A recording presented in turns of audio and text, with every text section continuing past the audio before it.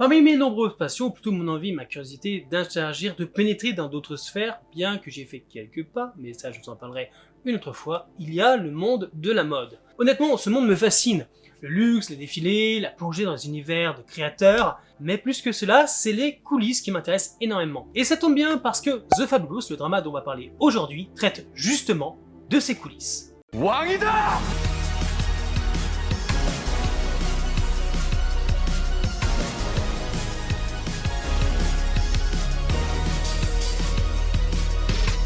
Wow.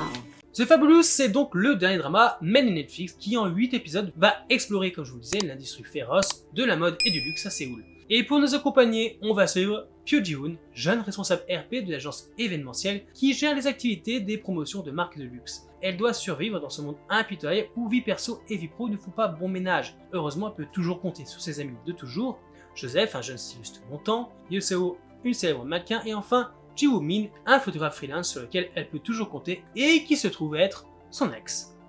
Si, d'après les rumeurs, le drama se devait d'être une œuvre critique sur le monde des influenceurs et des réseaux sociaux, eh bien, c'est pas le cas. Enfin, pas vraiment, un peu, mais ce n'est pas le thème principal, ni la vraie toile de fond. Mais on va y revenir plus tard. Car The Fabulous, c'est avant tout une histoire d'amour, mais surtout, une très belle histoire d'amitié. Et l'amitié, c'est ce qui guide nos amis au travers de différentes péripéties personnelles ou de groupe, car peu importe le chemin emprunté, bizarrement, ils finissent toujours par s'y retrouver ensemble. Et c'est beau. La persévérance de Ji-hoon en particulier est inspirante et donne l'impression d'apporter une vraie bouffée d'air frais grâce au jeu de Cha So-bin. Je suis d'ailleurs très content de la retrouver ici avec un personnage un peu plus éloigné de ses interprétations habituelles. Personnage avec bien plus de caractère, une femme forte et travailleuse. Elle nous montre ici qu'elle n'est pas juste un joli minois, même si c'est quand même un bonheur de l'admirer. Elle et sa mignonnerie paradant dans de nombreuses tenues somptueuses. Quant à Cha-min-ho, membre du groupe SHINee, il se glisse parfaitement dans la peau de Woo-min, ce qui n'est pas surprenant compte tenu de son expérience impressionnante en tant qu'acteur et surtout idol. Certaines personnes vont critiquer son jeu, qui est assez classique voire sécuritaire, mais je trouve qu'en fait c'est exactement l'attitude et le ton que devait avoir le personnage. Sans but, un peu blasé par la monotonie de son travail de retoucheur photo, continuellement en proie au regret d'avoir fait un choix qu'il paye chaque jour depuis. Car même si Ji-hoon et Woo-min sont amis, ils ne sont pas n'importe qui l'un pour l'autre. À la base, ils s'aimaient même follement. Et l'alchimie entre les deux acteurs est indéniable. Et c'est pour cela que la poursuite à une seconde chance entre les deux personnages rend la série excitante, même si elle est relativement pavée de clichés. Mais ça, on va en parler un peu plus tard quand on abordera la romance. Surtout que chacun d'eux a un meilleur ami, quelqu'un qu'il connaît depuis longtemps, bien que le quator ne se soit formé complètement et irrémédiablement qu'à la fac.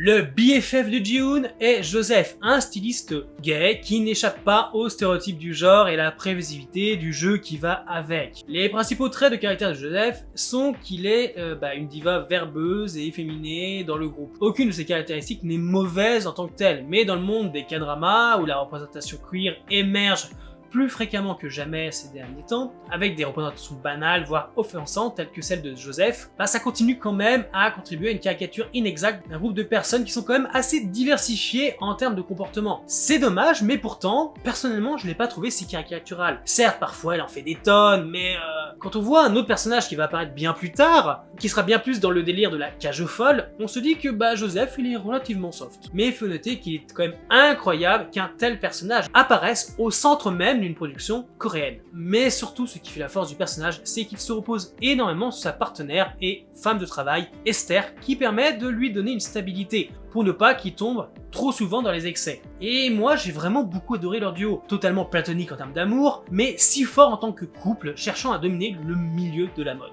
Et du côté de Woo-min, on a son amie d'enfance, Yeseo, la mannequin star. Park Hyun-jun signe ici son premier rôle, peut-être un peu raide, mais énormément dans la nuance au niveau de son jeu. Et je pense que c'est ce qui va lui ouvrir bien des portes dans cette nouvelle carrière. Je l'ai vraiment adoré. Vraiment, c'est mon personnage préféré du drama, tout simplement. Elle est elle-même à la base mannequin. Elle a donc la base parfaite pour donner une performance idéale, remarquable, qui va apporter un éclairage nécessaire sur la déshumanisation des modèles et de son impact néfaste sur les individus. Elle dénonce ainsi l'agisme et le sexisme dans l'industrie et la mode. Le personnage est tout ce que j'aime, honnêtement. Femme forte, avec des convictions, elle ne se laisse pas marcher sur les pieds, et est fidèle à ses valeurs à chaque instant. Mais peut aussi parfois s'avérer assez mignonne, et une fille comme les autres, en couple. C'est donc au rythme des aventures de ces 4 amis soudés qu'on va s'amuser à voguer dans différents thèmes que la série exploite. Une série que certains comparent, de ce que j'ai pu voir, à Sex and the City. Alors honnêtement, la comparaison je la vois pas. Déjà parce qu'on n'est pas du tout à la même époque, on n'est pas du tout dans les mêmes thèmes, et surtout on n'a pas du tout la même toile de fond. Entre 4 personnes qui ont évolué dans le milieu de la mode à l'histoire de 4 femmes dont les actions, les aventures sont dictées principalement par leur libido, avec en toile de fond la mode, entre guillemets, hein, je sais pas ce que je me souviens le plus dans Sex and the City, d'ailleurs, le titre veut tout dire. Donc la comparaison, moi je ne l'ai pas vue. Ji-Eun n'a rien d'une Carrie Bradshaw, au contraire, je préfère complètement le personnage plus humain, réaliste de Ji-Eun, qu'une Carrie Bradshaw qui est dans l'excès et qui vit une vie que personne ne pourrait vivre. J'ai trouvé que c'était une comparaison un peu facile, un manque de recherche.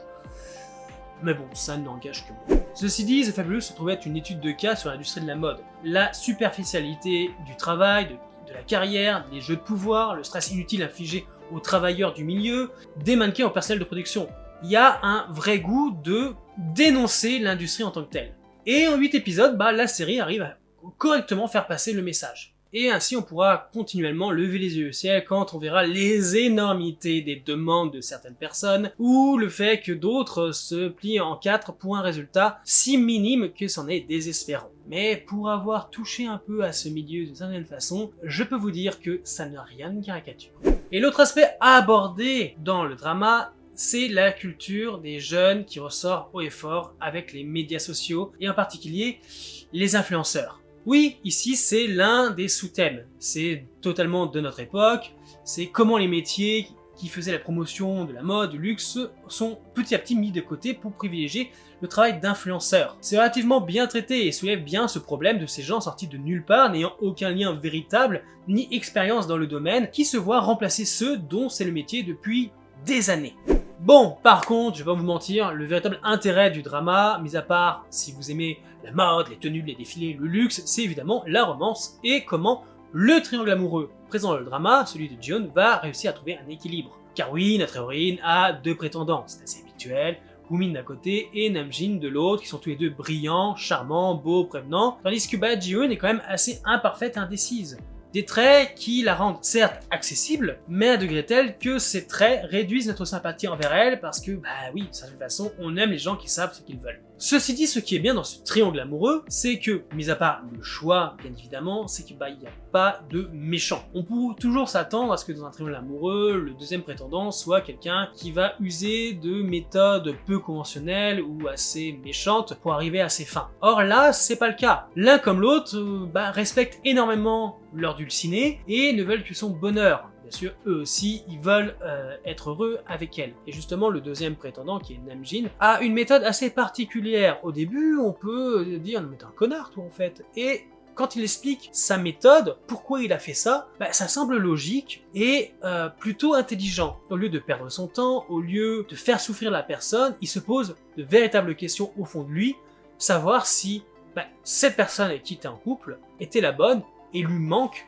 s'ils se séparent. J'ai beaucoup aimé ce concept, si on peut dire, et j'ai trouvé ça très humain. Et quand je dis pas de méchant, c'est qu'on pourrait s'attendre aussi qu'il y ait une grande méchante qui va mettre la bâton dans les roues de notre équipe.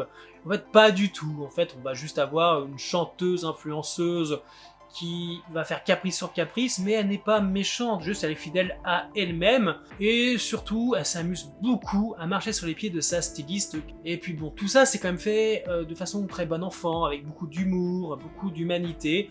C'est pour ça que j'ai beaucoup aimé le drama. Je trouve d'ailleurs qu'il est très bien géré, très bien construit, pour un drama made in Netflix. Parce que d'habitude, comment vous dire, les dramas Netflix c'est 8 épisodes et on va suivre l'histoire, et puis dans les 2 derniers, ça va être l'accélération, ce que j'appelle le sprint final, pour finir le drama, et si bien que la fin va être un peu bâclée et décevante. Et ici c'est pas le cas, c'est très bien découpé. C'est-à-dire qu'on va voir pendant les 4 premiers épisodes, la moitié donc du drama, la toile de fond, ce qui s'est passé entre les différents personnages, on va apprendre à les connaître, on va voir les premières péripéties, puis à la fin du 4e, il va y avoir un événement, on va dire, fondateur, un choix qui va être fait, et qui va représenter tout le problème de la relation de nos 2 héros. C'est-à-dire le timing qui est toujours mauvais entre 2. alors qu'ils s'aiment à la folie. Puis, les 2 épisodes suivants, on va voir vraiment cette réflexion de la part de notre héroïne sur ce qu'elle veut vraiment, ce dont elle a besoin, déjà elle-même de son côté, comment elle veut vivre les choses. Est-ce que le choix qu'elle a fait est bon? Est-ce qu'elle se sent bien avec la personne? En fait, de vraies questions, des questions qu'on devrait se poser dans chaque relation. Et puis, les 2 derniers épisodes, ça va être juste 2 épisodes impeccables pour finir, pour donner une conclusion intéressante au drama, avec une légère fin ouverte qui pourrait laisser présager une saison 2. Et honnêtement, s'il y avait une saison 2, ça ne me dérangerait pas. Mais s'il n'y en a pas, ça ne me dérangerait pas non plus, parce que l'histoire se suffit à elle-même, telle qu'elle est, et donc c'est top, c'est un très bon moment. J'ai passé un très bon moment. Bref, tout ça pour dire que The Fabulous est loin d'être le K-drama parfait, ni de l'année, évidemment. Mais il est cool, il est chill, on passe un très bon moment, 8 épisodes qui passent d'un rien, il n'y a aucun souci à avoir, les personnages sont cool, on apprécie le rythme, l'humour, les scènes, il y a une petite scène un peu olé olé, mais très classique dans les séries où en fait ils sont juste habillés et puis après on verra pas grand chose. Voilà, ça a dû calmer ceux qui disent « Ah mais non, les scènes de sexe ça ne doit pas être dans les dramas coréens, ça n'existe pas, ce n'est pas habituel !» Sans commentaire. Bref, c'est un drama que j'ai beaucoup apprécié, que je vous conseille si vous ne l'avez toujours pas vu, et bien sûr, si vous l'avez vu, vous n'hésitez pas, vous me partagez votre avis en commentaire pour qu'on en discute. Et donc j'espère que la vidéo vous a plu, c'est le cas, vous savez quoi faire, n'hésitez pas également à me suivre sur tous mes réseaux présents en description, et je vous dis donc à la semaine prochaine pour une nouvelle vidéo, bye les Dramavores.